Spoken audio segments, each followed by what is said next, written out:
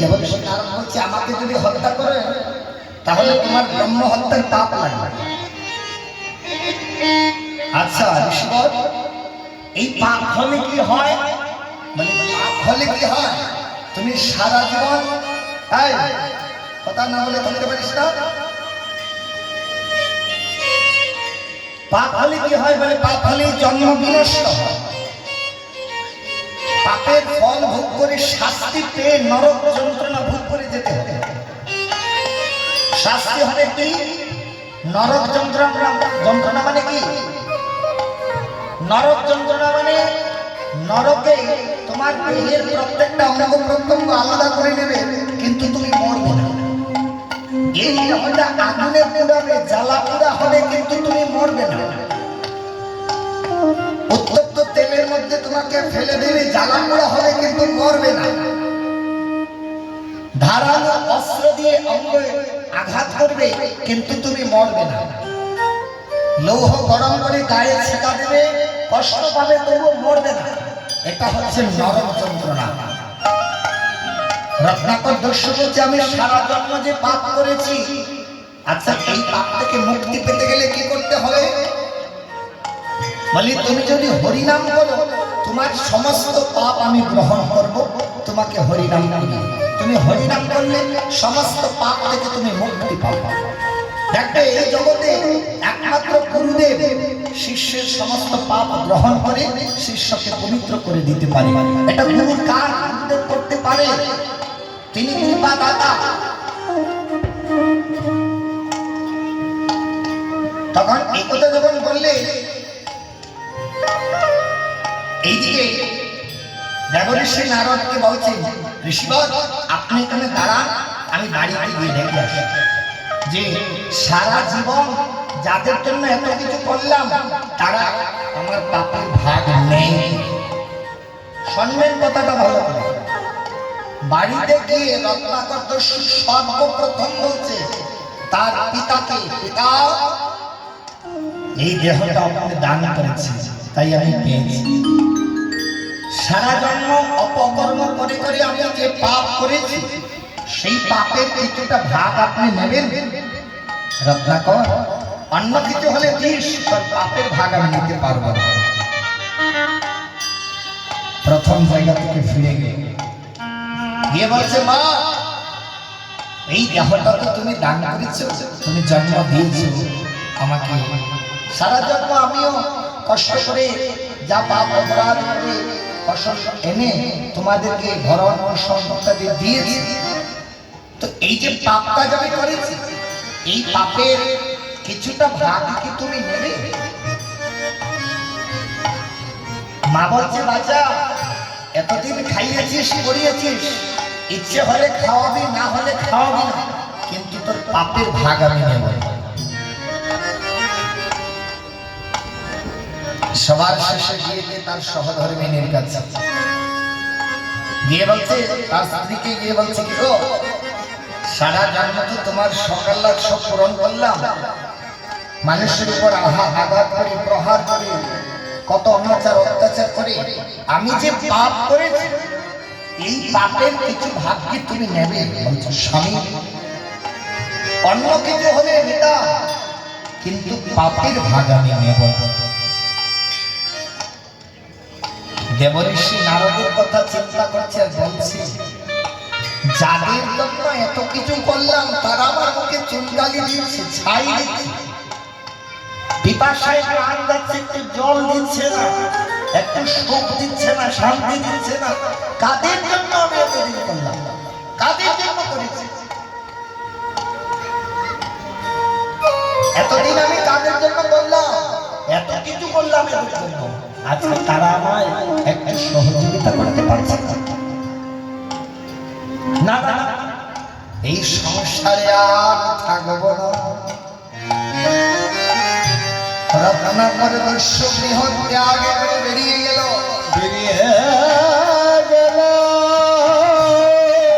এই মায়ার সংসার আর বিষয় ছেড়ে দিয়ে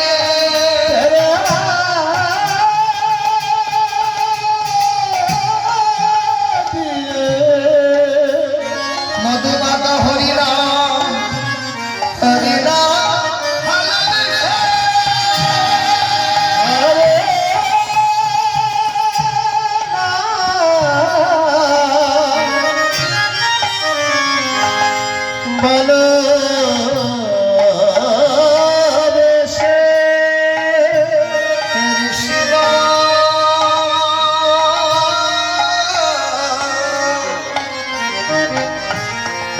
এই জগতে আমার আপন বলিতে কেউ নাই, আমি আমার সর্বস্ব ছেড়ে দিয়ে আর এখন এই সময়ে সব জ্ঞানে আমি আমার সর্বস্ব তোমার চরণে দান করলাম। সব আমি তোমার চরণে দান করলাম, সর্বস্ব দান, কিছু চাই না।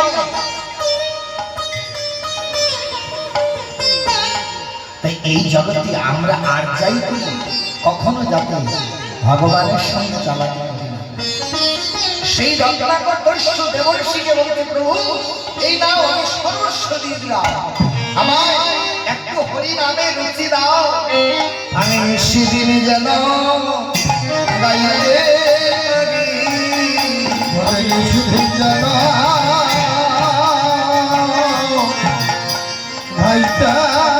পাহাড়ি আমি নিশ্চিত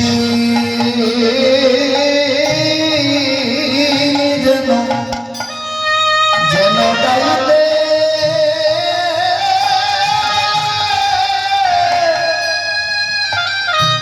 আমি যেন গাইতে পারি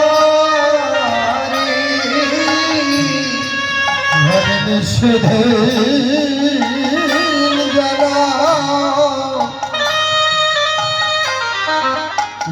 নাম গাইতে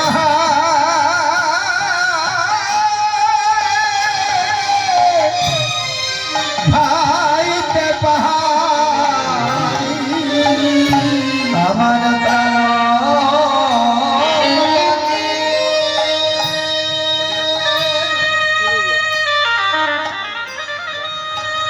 আমার এই প্রাণ পাখিরে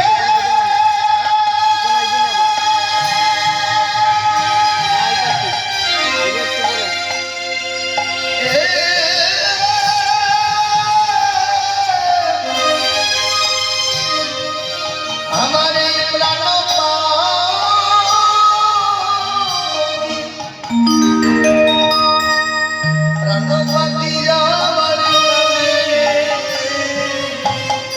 আমি বদন ভরে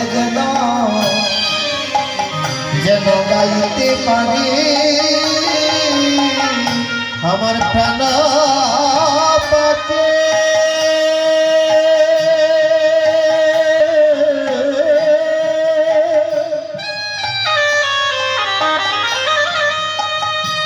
আমার প্রাণ পাখি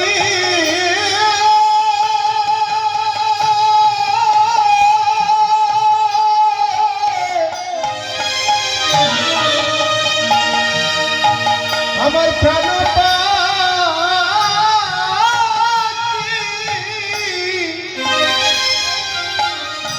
যাইবার কালে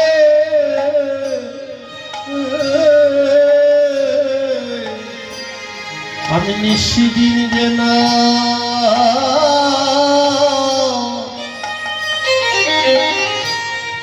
আমি গাইতে পারি আমার এই প্রাণ পাখি যাবার কালে আমি যেন গাইতে পারি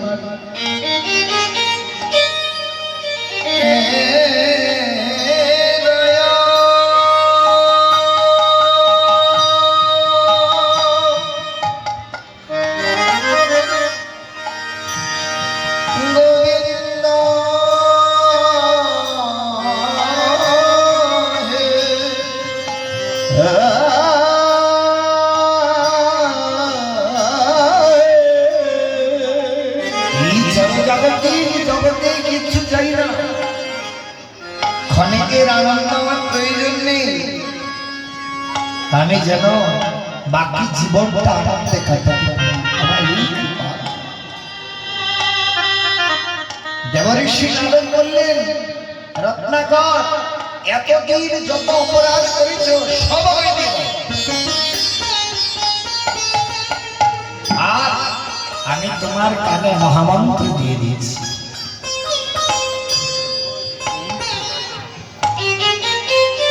দেবঋষি নারদ মহামন্ত্র রত্নাকরের কর্ণে দিলেন, কিন্তু রত্নাকর যেই সমস্ত পাপ করেছে সেটা তার জন্য অনেক বেশি হয়ে গেছে। বেশি অপরাধ হলে কি হয়, ভগবানের নাম মুখে উচ্চারণ হয়।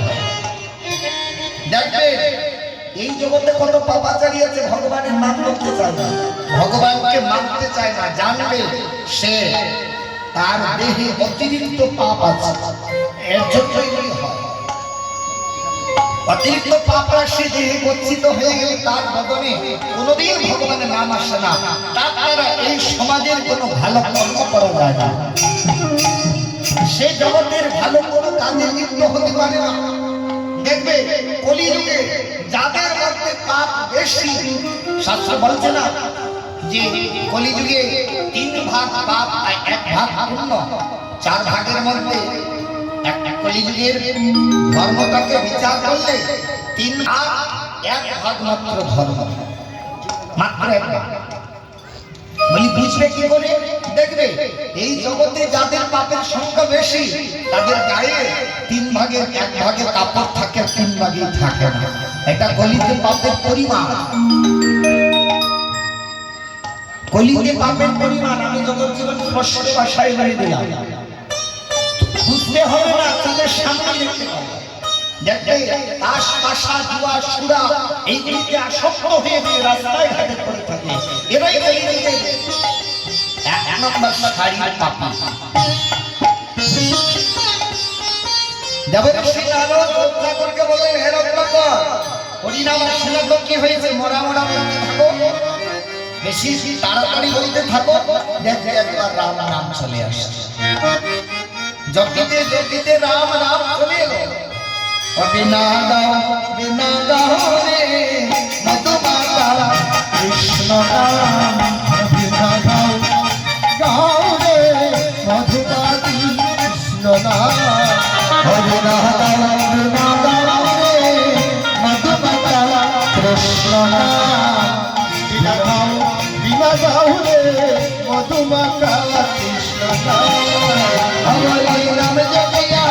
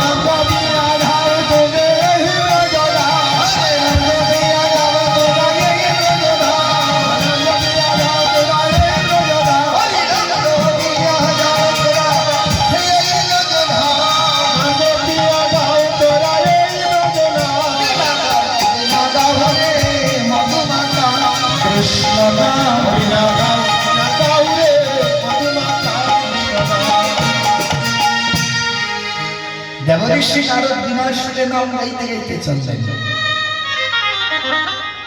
এই হচ্ছে হরিনামের মহিমা। হরিনামে আশ্রয় নিলে হরিনাম পারে একটা মানুষকে অভাজন থেকে মহাজনে পরিণত করে দেবে।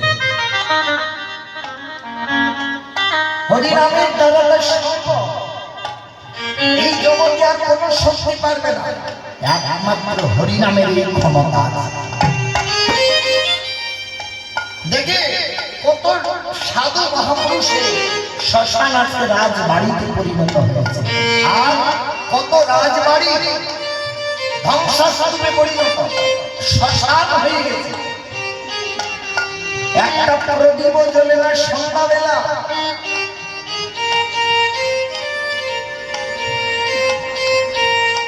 একটা প্রদীপ জ্বলে না। আমার একটু স্বভাব আছে খুব ঘোরাঘুরি, অনেক জায়গায় গিয়েছি, অনেক রাজবাড়ি জমিদার বাড়ি আমি দেখেছি। দেখা যায় কি ওইগুলি ধ্বংসাস্তূপে পরিণত হয়ে গিয়েছে। বাড়িতে কেউ নেই, ভেঙে ভেঙে পড়ছে ঘর দরজা। এককালে হয়তো দাস দাসীতে বাড়ি পরিপূর্ণ ছিল, কিন্তু আজ শ্মশান হয়ে গেছে। কেউ শ্মশানে পরিণত হয়ে গেছে। কেন? সে কি ধনী ছিল না? সে জাগতিক ধনী ছিল, আধ্যাত্মিক জগতের কোনো ধন তার কাছে ছিল না। এর জন্যই তার এই অবস্থা হয়ে গেছে। এই জগতে জাগতিক ধনে কোনো কাজে আসবে না। যেদিন ভগবানে গিয়ে দাঁড়াবে আধ্যাত্মিক জগতের ধন প্রয়োজন। জাগতিক ধনে হয়তো এই জগতে ধনী হওয়া যায়, কিন্তু ভগবান এই জাগতিক ধনে খুশি হয় না। ভগবান দেখে ভক্ত কতবার আমার নাম গুণগান করেছে, কতবার আমার যশ কীর্তন করেছে, কতবার সে আমার কীর্তন শুনেছে। ভগবান এই বিচার করে। ভগবান কখনো কারণ কত টাকা হয়েছে, কি বাড়ি বানিয়েছে এটা দেখে না, তার মন মন্দিরটা সুন্দর কিনা সেটা ভেবে দেখ মনে কেউ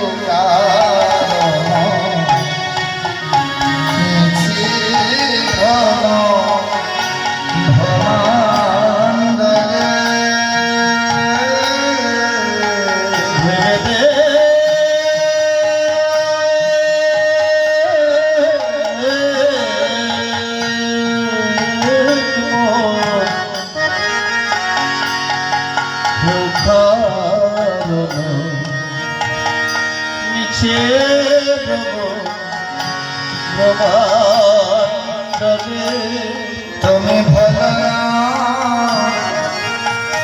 দক্ষিণ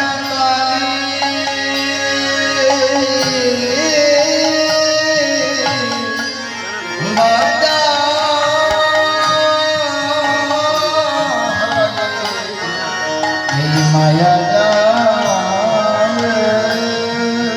তুমি ভালো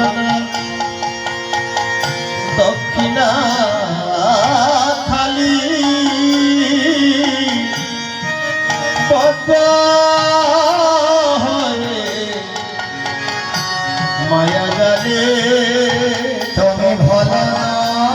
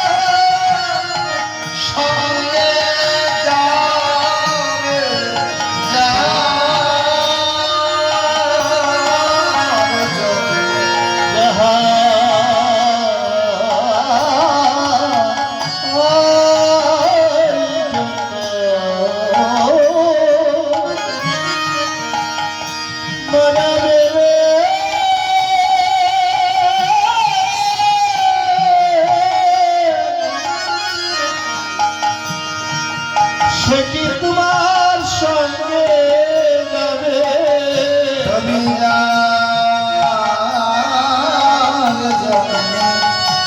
যাহা